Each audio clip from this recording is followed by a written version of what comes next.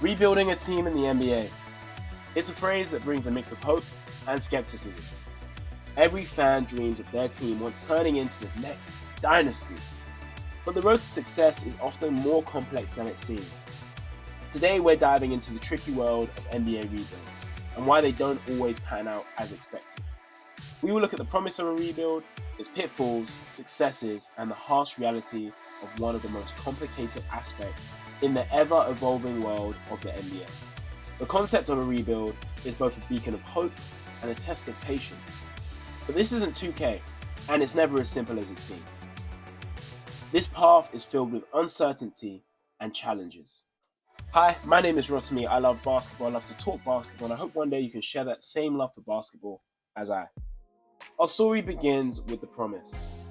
The hope of drafting a young talent, nurturing their potential to stardom, and dreaming of championships. Teams like the Golden State Warriors and the Boston Celtics stand as shining examples of having ascended to greatness through strategic planning and patience. When we look at the Celtics, they've done this multiple times. When we go all the way back to Havlicek, Cousy, and Bill Russell, or Larry Bird, Mikal, and Rob Parrish. And in the current day, Jason Tatum and Jaylen Brown, who have been to the finals and multiple Eastern Conference finals. The road to rebuilding is never straight. The draft, while a cornerstone of hope, is an unpredictable beast. For every generational talent, there is a tale of unmet potential. And then the chaos of player development. It's one thing to spot the talent, and another to nurture it into an NBA-ready player. However, this never stops teams from tanking. And this is what brings us onto the pitfalls. Tanking. Tanking casts a long shadow. The strategy of losing to win later is a gamble, one that can erode the team's culture and spirit, and often leaves teams in a cycle of perpetual rebuilding. All of these number one picks were once heralded to be the next big thing, a baby LeBron or the next Michael Jordan. Of these 20 players, 13 of them have made all-star appearances. 5 have won championships, and of all of those 5, only one of them has been the best player on that championship team. So, you can already see that although you can choose to tank, you're not guaranteed a championship squad right away, or even a star that's going to pan out to be great. For example, Anthony Bennett was simply not ready or made for the NBA. Then you have some players that face the injuries. Greg Oden and Derrick Rose, whose careers were just simply cut short because of one major injury. Then there's a few with the unrealistic expectations that have been placed on them. Ben Simmons, who was named the Prince after the King, or Andrew Wiggins, who was once called Maple Jordan. And then we look at teams like the Bucks, who succeeded through all their misery. They were able to get it done. Through all the missed opportunities, injuries, and decisions, they managed to stumble across Greek-born Nigerian Giannis Antetokounmpo, a player with enough hunger to rise from the ashes, playing with grit and consistency. He found himself winning MVPs and leading his team to an NBA championship. So I guess sometimes a team sees this and they want to tank and just jump on this sudden bandwagon. They don't realize that it's more than just the number one pick. It is a generational talent. It's a generational hunger. It's a generational mindset that allows you to receive a player like Giannis Antetokounmpo.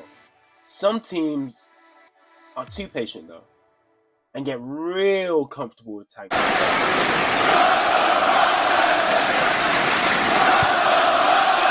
Process. The Philadelphia 76ers, under the guidance of general manager Sam Hinkie, embarked on one of the most notorious tanking strategies in NBA history. Famously dubbed the process, this approach, initiated around 2013, was characterized by the team deliberately losing games to secure a higher chance of obtaining top picks in the NBA draft. The 76ers strategy focused on long-term success, prioritizing the accumulation of high-value draft assets over the immediate competitive success.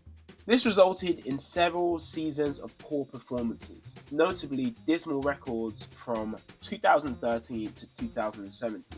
However, the process eventually led to the 76ers securing themselves several key players through the draft: Joel Embiid, Markelle Fultz, Ben Simmons. They were about to lay the foundation for this team's sudden resurgence. They would never make the Eastern Conference Finals. Markelle Fultz somehow forgot to shoot. Ben Simmons chose never to shoot, and Embiid was overweight and never performed well enough. This just shows that the patient long game of tanking, it's not always going to be a success. But then there's another method, the Presti method. After breaking up a team of Kevin Durant, Russell Westbrook, Serge Ibaka, and James Harden, Sam Presti masterminded one of the most ambitious rebuilds in NBA history, marked by his strategy of accumulating a number of draft picks. The peak of this endeavor saw Presti amass over 30 future picks through to the 2027 draft. He did this through notable trades. When we look at the Paul George trade, when we look at the CP trade, and when we also look at the Russell Westbrook trade. But as we know, just because you have the draft pick doesn't mean you're always going to make the right choice. The amount of picks he has allowed him to make decisions, make choices, make mistakes, but also build the new potential powerhouse of the Oklahoma City Thunder. When we look at Chet, SGA, Josh Giddey, Jalen Williams, and Lou Dort, we look at a young core that's going to rock the league on many levels. SGA is on his way to winning an MVP. Chet is shooting obscene numbers. However, the new collective bargaining agreement is potentially going to affect the Thunder's future together. The salary cap and luxury tax adjustments are going to affect the Thunder's financial strategy. Teams often use the flexibility in the cap space to sign the key free agents or absorb larger contracts. Changes in this area are going to affect the adjustments made to their team building in the future to strengthen their core. But then also player movement and contract regulations. Free agency and player movement are going to affect Thunder's ability to retain, develop, and acquire new talent.